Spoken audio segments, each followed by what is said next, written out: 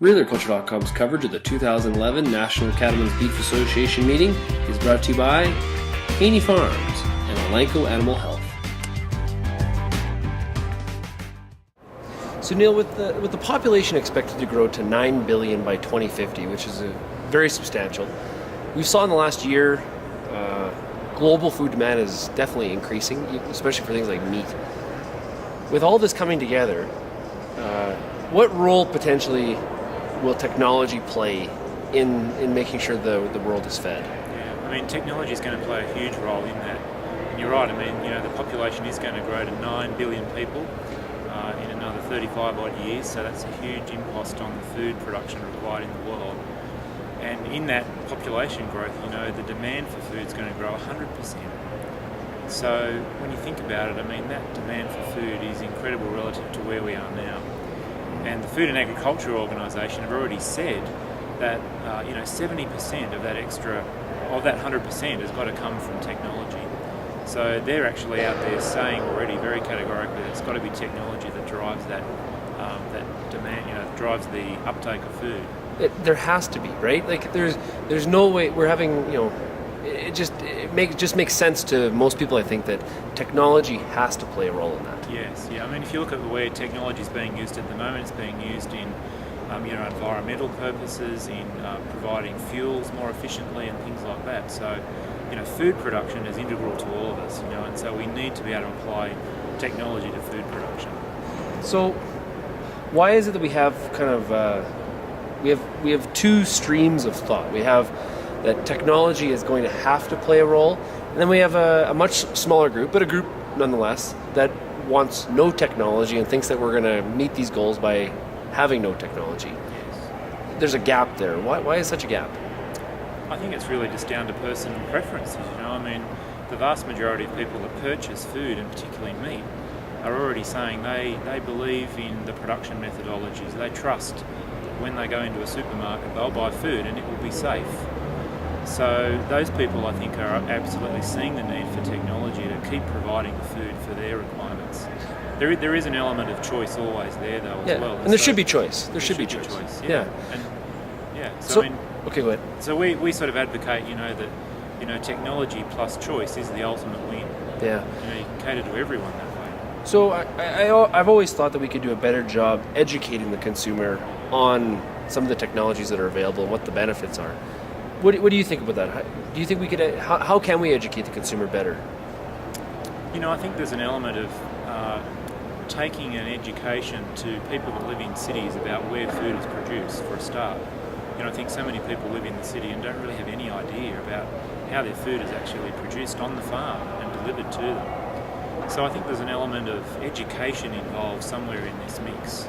Yeah. But a lot of it's got to be around communication and collaboration as well. So throughout the whole food supply chain, there's got to be a whole lot of collaboration involved in ensuring that people are educated as well. Well, we need to really work at changing the perception that people have of things like GM technology or growth enhancers or things like that. Sometimes those have the first thought is a negative one, and really there's so many benefits. I think we need to do a better job of changing that first perception. Yes, that's it. I mean, there's that sort of initial skepticism that some people definitely have, but I think the education is all around the efficiencies that we're creating using technology as well. Providing safer, fun, abundant food using technology and doing it more efficiently. It's that message that we've got to get through somehow as well. So yeah, it's important. There's really is those 3 points. So you had efficiency, you had food safety, and abundance. Yeah. So in a growing world, we have to be able to satisfy that abundance requirement. There's just so many places in the world where hunger is rife at the moment. And we're seeing the uptake of technology in developed nations, but we need to find a way of getting that technology to the developing nations as well. So it's not just about in North America us using technologies and growing more crops and producing more livestock and then shipping it all over the world. It's also about getting these tools into those countries' hands to produce their own crops as well. Exactly. Yeah. Okay. So with this massive challenge in front of us, one of the questions that a lot of people ask is, okay, well, if we're going to have a shortage of food, we need to produce more food to feed everybody. Are biofuels going to be a part of the future of agriculture? Yes, yeah, they are, and they're definitely already a part. And in fact, only this morning, looking at the data we're reviewing this morning, I mean, if you look at from 2000 to 2010, the percentage of corn that's being used in ethanol production has gone from 10% to 50%. So last year in 2010, 50% of the corn crop was actually being used for ethanol production. Right. So that smacks you loud and clear, I think, that with the growing demand for food and the growing demand for biofuels, the need for crops, we definitely need to invest in technology to be able to do that. And we can. I think we've proved historically that where we invest in technology, we can provide the win. But there's some people that'll say, well, that's one of the reasons that food prices are going up is because we're using it to produce ethanol. Do you agree with that? I could probably answer that a little bit around. Prices are going up. We saw that the prices are going up for meat. The corn price is up as well. So the input costs are definitely increasing. But how do we actually provide that abundance and the affordability? Well,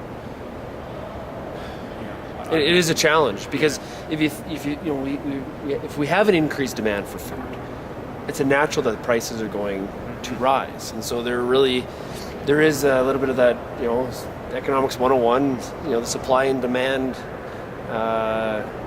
crossing. Yes. And so it's a natural that food prices are going to go up. And if you look at things like food prices probably compared to something like oil, food prices probably have a room to go move higher. We talk a lot in North America about cheap food and things like that. So. Yeah.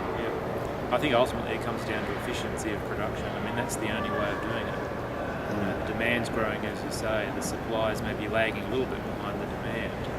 So how do we actually increase that supply in terms of its efficiency? And we can still produce, if you take the livestock example, we can still have efficiency in livestock production and still have the ultimate care of the animals, have the ultimate in food safety. You're not giving up something to get something else. No, that's right. Yeah, I mean, all those things are standard practices that we need to uphold in any production system involving food. But it's really just the question about how we do invest in that technology to make it more efficient. Neil, thanks a lot for joining us and enjoy the rest of the conference. Thank you.